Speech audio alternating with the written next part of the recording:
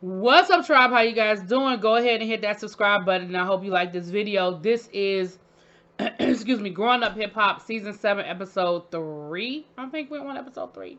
Um, Listen, I'm trying to work with y'all Growing Up Hip Hop, okay?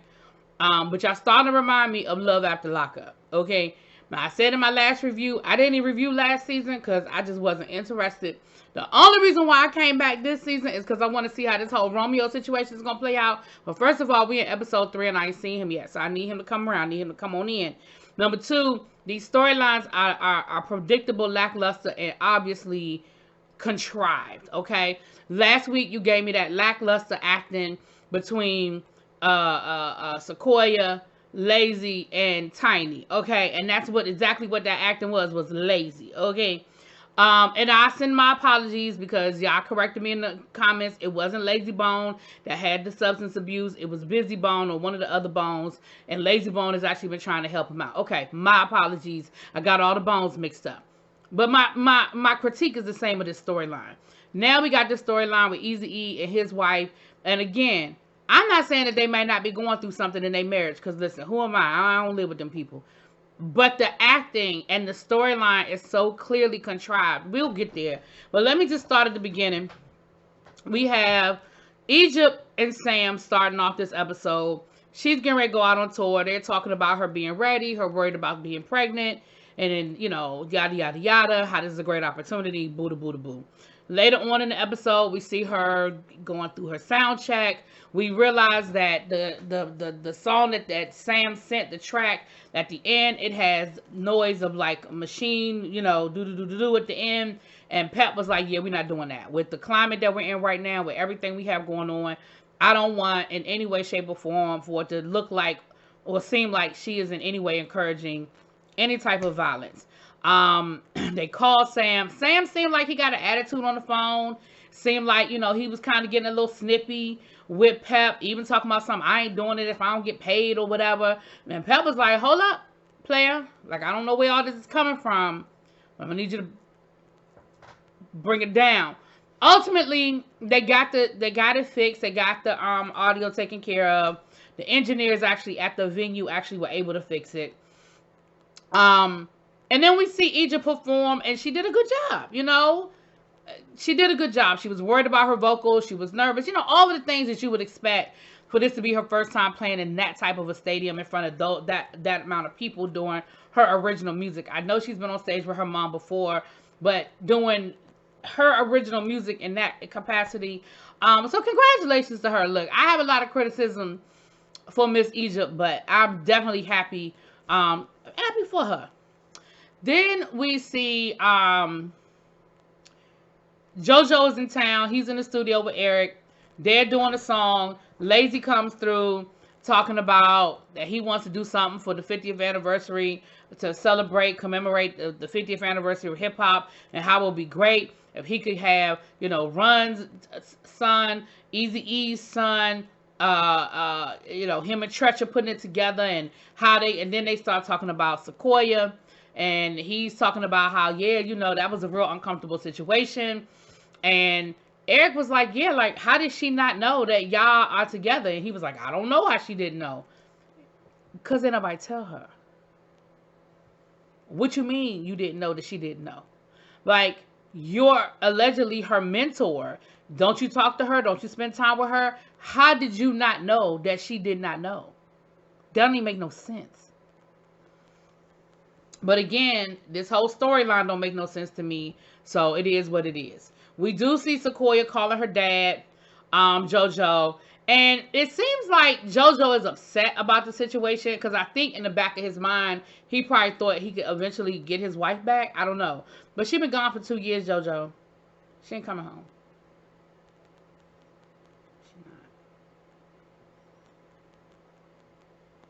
She not coming back, JoJo. I'm just telling you. But Sequoia is upset because she's like, you know, my mom put me in the middle of this. Like, I want her to be happy, but I do, you know, technically she's still married to my dad. And I feel some kind of way. He was my mentor. And I just feel like y'all weren't honest with me and y'all didn't tell me about it, right? So here's where we get to, I'll get back to them in a little bit. But here's where we get into this storyline that kind of irritated me this episode. So JoJo and Eric end up going to the casino. And they, you know, start having this conversation. I mean, JoJo says, hey, everything is good at home. I've been going through some things with my father-in-law. But, you know, at the end of the day, it is what it is. You know, me and Jess are in a good place. And that's his wife's name? Jess. Him and his wife are in a good place. So then he starts talking to Eric about the casino. He was like, how often do you come here? And he was like, I mean, whenever I feel like I need to get away.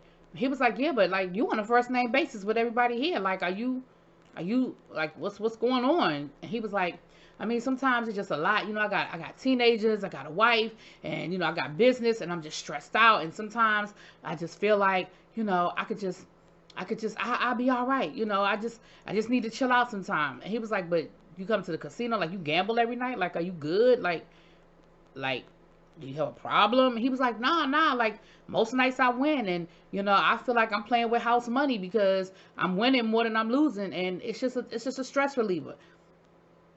And JoJo was like, yeah, but you sure it's not more?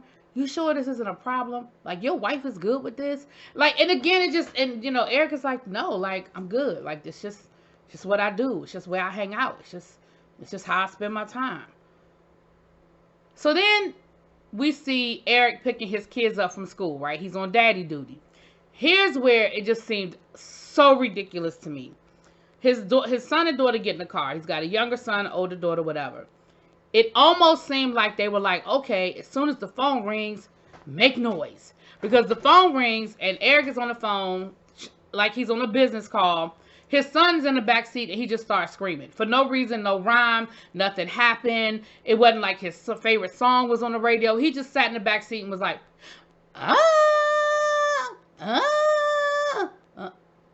And then the girl in the front seat, his daughter, she turns around and she just starts messing with him like, you be quiet. You leave me alone. No, you leave me alone. No, you leave me alone. And so now Eric is like, can y'all stop? I'm trying to come on, y'all. I'm on the phone. Like, I'm trying to handle some business.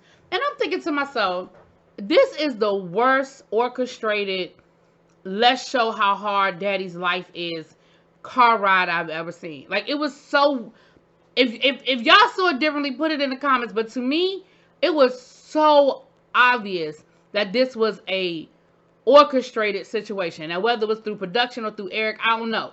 But it was just weird to me, right? So then he's like, see, I'm just trying to make a business call. Daddy's trying to take care of some business. You mean to tell me that if you pick the kids up from school on any sort of a regular basis, that, like, that's just common courtesy. When somebody gets on the phone, you shut the hell up, especially in a car. Like, come on. Like, they don't know that. They don't know that you're supposed to be quiet when somebody calls. It could have been anybody calling. I don't care if it was their mama calling to say, hey, can you pick up some milk on the way home? Like, when the phone rings, shut up. So then he gets home, and his wife was, what's his wife's name? Aaliyah. She was like, where were you? I tried to call you last night. You ain't answer the phone. He was like, you knew where I was. I was at the casino. She was like, yeah, but when I call, you answer. And he was like, I might have been in the middle of a hand or something. And she was like, well, I don't care what you were doing. If I'm calling you, you need to pick up the phone. He told me something, well, that's not my problem. What you mean that's not my problem? Sir, first of all, the fact that clearly, I guess she is okay with you at the casino every damn night. But when she called, it could be a problem. It's the middle of the night. He was like, I mean, you good? The kids are in bed. You home? What if somebody had broken into the house, Eric, and she was calling you to let you know something happened at the house? What if one of your kids woke up with a fever and she's trying to rush them to the hospital? Just because they were good when you left the house don't mean they good. Doesn't mean they still good. They weren't good when you left the house. And I'm just sitting here like, that is ridiculous. Like, that whole thought process is ridiculous to me. So he says, well, speaking of which, I'm about to head out now. She was like, don't leave. Like, can you at least help me with dinner? Help me get the kids together? And he was like, you got the kids here. Let them help you. What you making for dinner? And she was like, I'm making spaghetti. We sick of spaghetti. You always make spaghetti. And he was like, yeah, all right, well, I'm about to be out. Y'all figure that out. And he literally gets up and walks out. Now, I'm going to be honest with you. He didn't have no shoes on. And I don't know when he put shoes on, but I don't even think he had shoes on when he walked out the door. Maybe he put some slides on real quick. I don't know. But it just was weird to me, and it was so obvious that they're trying to set up a storyline with the two of them, that maybe they're having some sort of marital issues. Maybe they're even building up to maybe him having a gambling problem or something like that. But I just felt like it was so obvious, and it was so weird, and it was so awkward, and it was badly acted out. Y'all tell me if y'all disagree. I don't know, but that's how I felt about it. Finally, we get to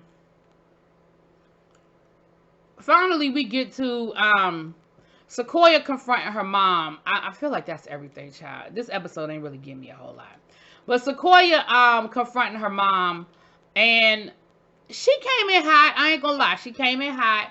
But her mom was like, damn, you just showed up with an attitude. And she was like, yeah, because you haven't been talking to me. You've been avoiding me. And then I show up and y'all are here. Y'all all, like in each other's face and being all like, like lovey-dovey and stuff. And I don't know what's going on. She said, she was like, well, I'm grown. I don't have to tell you anything. I'm grown. She was like, no, but you are my manager and he's my mentor. So don't you think that at some point somebody should have told me something? Like, even if, okay, fine, I'm your child. I don't have no business knowing what you're doing. That's your business. You dating whoever you dating.